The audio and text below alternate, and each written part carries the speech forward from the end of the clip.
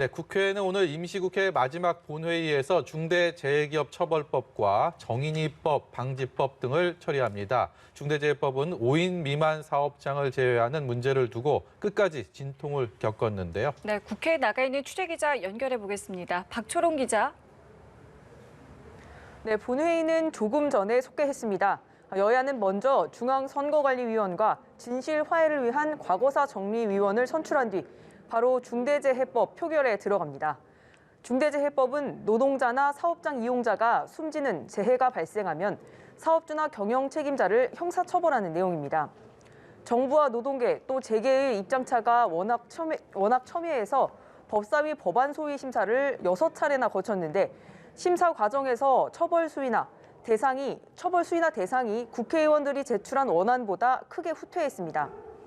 산업재해가 발생하면 경영 책임자는 1년 이상 징역 또는 10억 원 이하 벌금에 처해지고 법인과 기관은 50억 원 이하 벌금형을 받을 수 있습니다.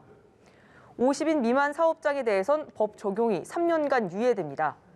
또 영세 자영업자를 배려하는 취지라며 5인 미만 사업장은 법 적용 대상에서 제외하기로 했는데 이를 두고선 여당 내에서도 끝까지 반대 목소리가 나왔습니다.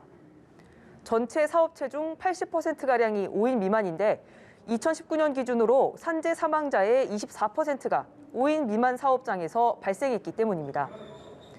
중대재해법 통과를 촉구하며 29일째 단식 농성을 이어온 고 김용균 씨 어머니 등 산업재해 유족들은 법사위 처리 과정에서 항의하다가 퇴장당하기도 했습니다. 민주당 지도부는 일단 법을 제정한 뒤에 보완하자는 입장입니다. 이낙연 대표는 부족하지만 중대재해를 예방해 노동자의 생명과 안전을 지키는 새로운 출발로 삼고 보완해 가길 바란다며 어려운 법안을 여야 합의로 마련했다는 데 의미를 두고 싶다고 말했습니다.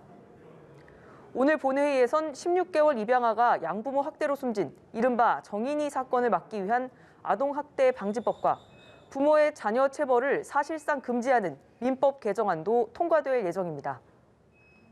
네, 앞서 여야는 정부를 상대로 코로나19와 관련한 긴급 현안 질의를 했는데요. 백신 수급, 또 동부구치소 집단 감염 사태에 대한 질의가 집중됐다고요? 네, 앞서 열린 긴급 현안 질의에는 정세균 국무총리와 권덕철 보건복지부 장관, 그리고 정은경 질병관리청장이 출석했습니다. 이 자리에서 정 총리는 조심스럽지만 3차 대유행이 피크를 통과한 것으로 본다고 밝혔습니다. 국민의힘이 늑장 논란이 불거진 백신 수급 계획을 집중적으로 묻자 정 총리는 2월 말 접종을 시작할 수 있으며 확보된 백신 양에는 문제가 없다고 설명했습니다. 또 올해 가을 이전 국민 60%에서 70%가 접종을 마쳐 집단 면역이 가능한 수준에 이를 것이라고 설명했습니다. 백신 도입이 지연된 데 대해 정은경 청장을 비롯한 정부가 책임져야 한다는 야당 요구에는 특별히 책임질 일은 없다고 일축했습니다.